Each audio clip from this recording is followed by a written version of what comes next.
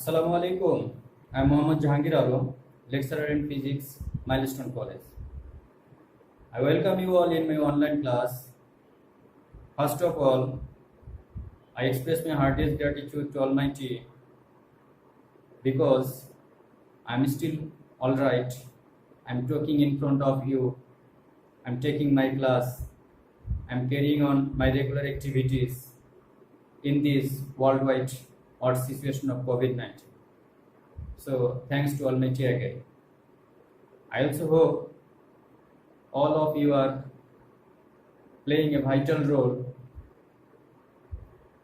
against the coronavirus to save yourself, your family, your society. Today, we are going to learn about a very important and interesting topic which is playing a vital role in our modern communication system and our astronomical research. Yes, our today's topic is satellite.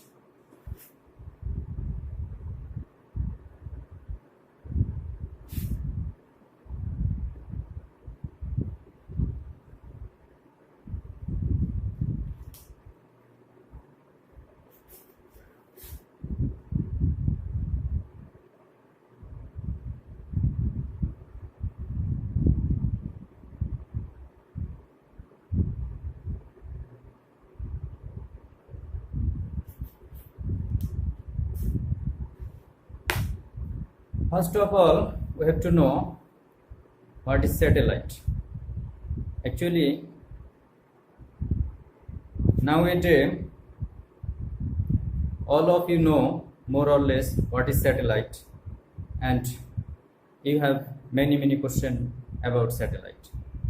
So, basic concept of satellite is a material or device or a star which are revolving around a planet are known as satellite related to the planet. Right? There are two types of satellite. First one is natural and second one is artificial. The satellite which are created naturally are known as natural satellite. As for example, Moon is a natural satellite of our planet Earth. And second category is artificial satellite. The satellite which are created by human in different purposes are known as artificial satellite. Okay? These artificial satellites are playing a very important role in our communication system and our astronomical research. Here we have to know about a special type of artificial satellite which is known as geostationary satellite. A artificial satellite whose time of revolution is exactly equal to the time of revolution of the planet. Then these type of satellite are known as geostationary satellite. In case of our planet Earth, if the time of revolution of a planet is exactly 24 hours, that means which is exactly equal to the time of revolution of Earth about its own axis, then that satellite will be called geostationary satellite. The special feature for the geostationary satellite is that it remains over a fixed point of the Earth. Right. Now we'll see some expression for velocity, time period and height of geostationary satellite. Dear student, if we consider this is Earth whose mass is m, and here is the artificial satellite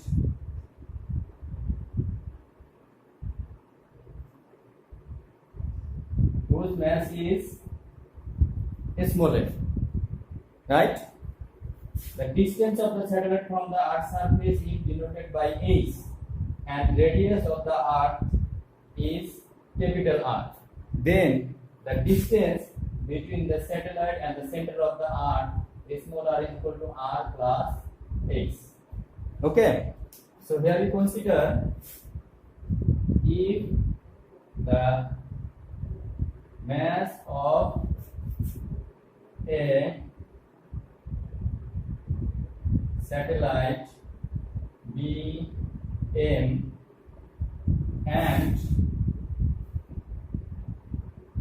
which is at a height of h from the Earth's surface.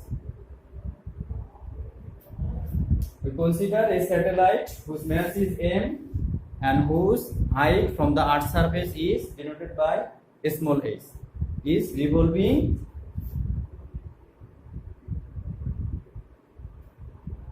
around the Earth, right? In this case, we know the Earth and the satellite are two particles of our universe, and we know every particle of our universe attracts each other, which is known as gravitational force. So in this case, the gravitational force between the Earth and the satellite, if denoted by Fg, so we can write that according to the Newton's law of gravitation, so gravitational force will be G capital M small m divided by r square, where G is the gravitational constant, M is the mass of the Earth, small m is the mass of the satellite, r is the distance between the satellite and the Earth. This is the gravitational force between the Earth and the satellite. This force act like the centripetal force, which is required for the circular motion of a particle. Okay, and we know centripetal force of a particle revolving in a circular path. If the satellite moves along this path with a linear velocity v, whose mass is m, and the distance or the radius of revolution is denoted by r, then the centripetal force is can be expressed as Fc is equal to m v square by r. This is known as the centripetal force, right? That is when already we have realized that these two forces are equal or balance each other. So we can write, we may write this equation 1 and this as 2. From this two equations we can write that m v square by r is equal to g m small m divided by r square. So after the simplification of this expression, we can write that v square is equal to g m by r. We can remove small m from the both sides. Removing r from the both sides, v square is equal to gm by r square. Therefore, the v is equal to square root of gm by r. We can also replace small r, that is the distance between the satellite and the center of the earth, by r plus h. So we can write that gm by r plus h. So this is the equation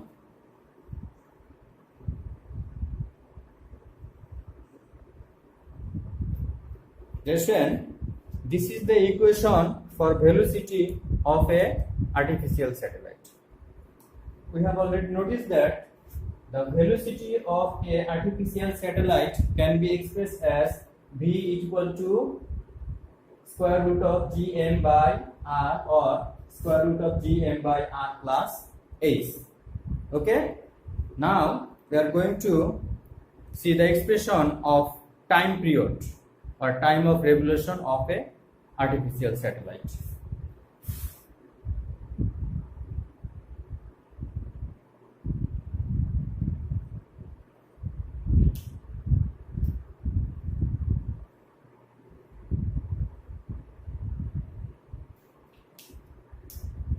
Question. Again, we have to go to this figure.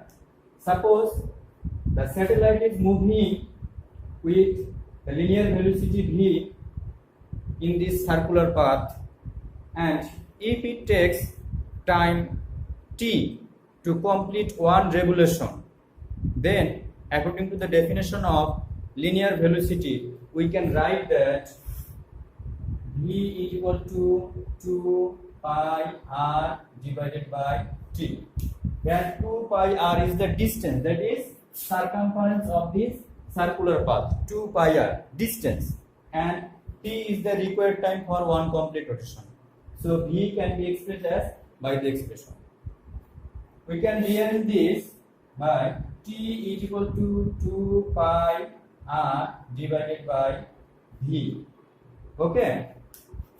Also, we can replace the value of r and v from the equation. We can write 2 pi. The value of r is r plus h, and divided by v. The value of v is square root of gm by r plus h. Right. Here the final expression for the time period will be t is equal to twice pi r plus h multiplied by square root of r plus h divided by gm. Okay, this is the final expression for the time period. Using this expression, we can calculate the time period of a artificial satellite. Right? Already we have learned two expressions. One is for velocity of the artificial satellite, which can be expressed by the expression, and next one was the time period or time of revolution for the artificial satellite.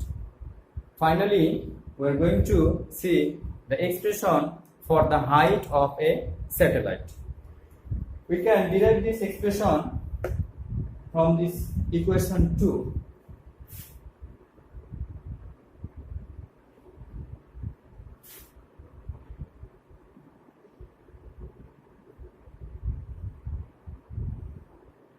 Let's say if we square on the both sides of this expression, then we will get t square is equal to 4 pi square r plus h whole square multiplied by r plus h divided by gm.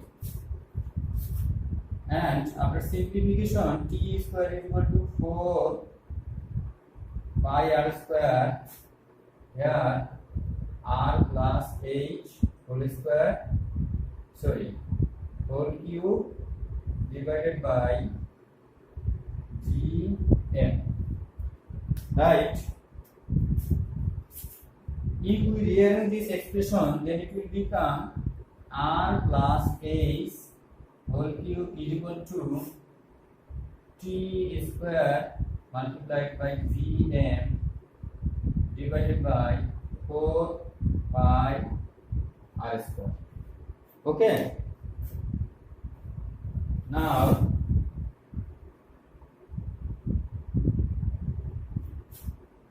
from this expression, if we remove the cube from left side, then it will become r plus h. R plus h is equal to, then there will be a cubic root. Since we are removing cube from the left side, there will be a cubic root in right side.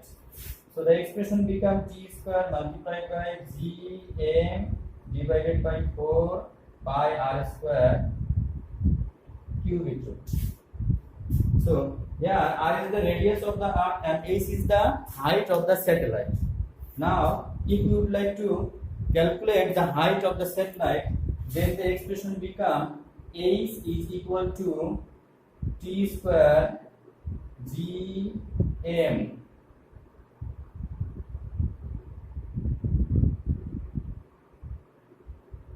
divided by 4 pi r square minus r. So dear student, using this equation, we can calculate the height of a artificial satellite. Right? So, three important things we have learned today, and these are: one is the expression of the velocity of an artificial satellite, which is v is equal to square root of gm by r or square root of gm by r plus h. Next one is time period for the artificial satellite, which is t is equal to s pi into r plus h into square root of r plus h by gm. And last one is height of the satellite, which is denoted by h. H is equal to t square gm by 4 pi r square cubic root minus r. Right. I hope you got it. The three expression of velocity, expression for time period, expression for height. But if you have any confusion, you can ask me. Okay, I will try to make it easy. So thank you very much being with me. I pray to Almighty for your betterment. So thank you very much.